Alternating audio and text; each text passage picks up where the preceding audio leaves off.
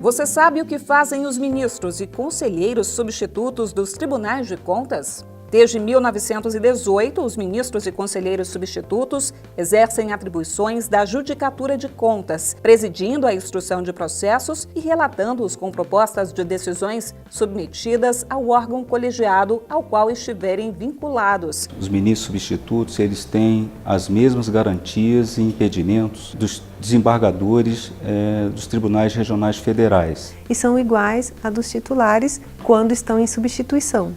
Quando não em substituição, elas são iguais às dos juízes de entrância especial, no caso dos tribunais de contas estaduais. Eles ocupam as vagas dos titulares desses cargos quando necessário, no caso de aposentadorias, férias, licenças e outros afastamentos. Além dessa substituição, eles também são responsáveis pelos seus próprios processos. Nós presidimos a instrução de processo. Nós formalizamos uma proposta de voto que será submetida à Câmara ou ao plenário, conforme o caso. Estes profissionais têm ainda a competência para proferir decisões monocráticas, como deferir medidas cautelares. Os membros desses tribunais precisam, para que hajam livremente, de forma eficiente e impessoal, de determinadas prerrogativas, direitos e impedimentos que asseguram o exercício pleno dessas carreiras. Essa equiparação se dá justamente por exercerem, nas suas atribuições ordinárias ou mesmo extraordinária, no caso das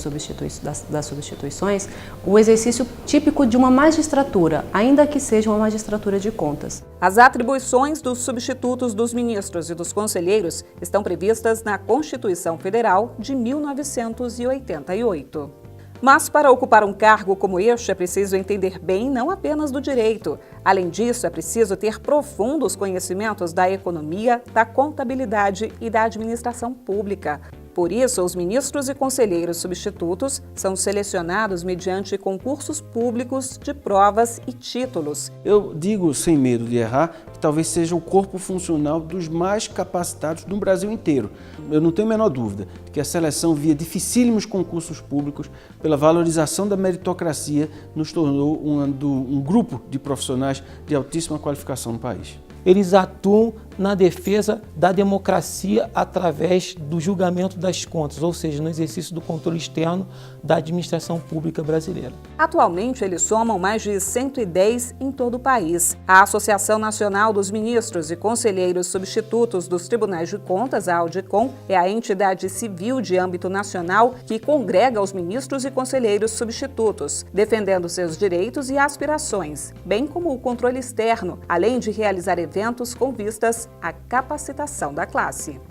A AUDICOM, Associação Nacional dos Ministros e Conselheiros Substitutos dos Tribunais de Contas, é uma associação nacional que reúne e representa os ministros e conselheiros substitutos dos Tribunais de Contas da União, dos Estados, do Distrito Federal e dos municípios. O objetivo da associação é garantir que os direitos, deveres, prerrogativas e atribuições constitucionais dos ministros e conselheiros substitutos sejam observados em todos os tribunais de contas. Quem verifica se o Poder Executivo está realmente aplicando bem os recursos públicos, se as políticas públicas estão sendo eficientes, se elas estão produzindo resultados. O Tribunal de Contas tem caminhado no sentido de examinar não só a regularidade dos procedimentos, mas também o impacto, porque não basta cumprir a lei, tem que cumprir a lei, mas também tem que ter resultado em prol da sociedade com a boa aplicação dos recursos públicos. Fortalecer os tribunais de contas é fortalecer a República, é fortalecer